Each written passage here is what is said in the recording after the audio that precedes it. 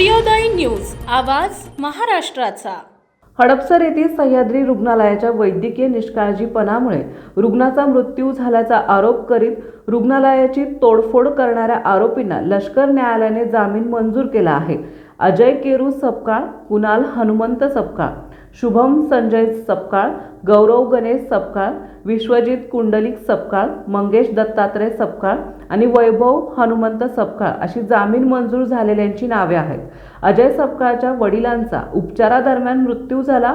हा मृत्यू डॉक्टर आणि रुग्णालय व्यवस्थापनाच्या कथित वैद्यकीय निष्काळजीपणामुळे झाल्याचा आरोप करण्यात येत होता। संतप्त नातेवाईकांनी रुग्णालयाचे प्रवेशद्वार फोडून साहित्याची तोडफोड केल्याप्रकरणी 7 जणांवर गुन्हा दाखल करण्यात आला होता। या दुर्दैवी घटनेमुळे कुटुंबियांवर तीव्र मानसिक आघात झाला। या भावनिक तणावातून रुग्णालयाच्या आवारात उद्रेक झाला असल्याचं बचाव पक्षाकडून मांडण्यात आले। ही बाब ॲडव्होकेट प्रियांका जाधव काटकर आणि ॲडव्होकेट श्रद्धा प्रकाश जाधव यांनी सविस्तरपणे न्यायालयासमोर मांडली।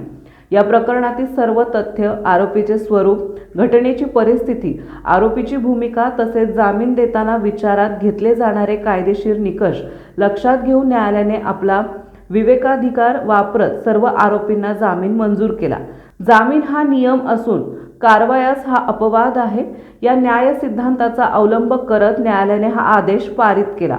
कामकाजात ॲडव्होकेट कुणाल सोनवणी, ॲडव्होकेट अथर्व पिंगळे तसेच चिराग गावंदे यांनीही वकिलांना मोलाचे सहाय्य केले।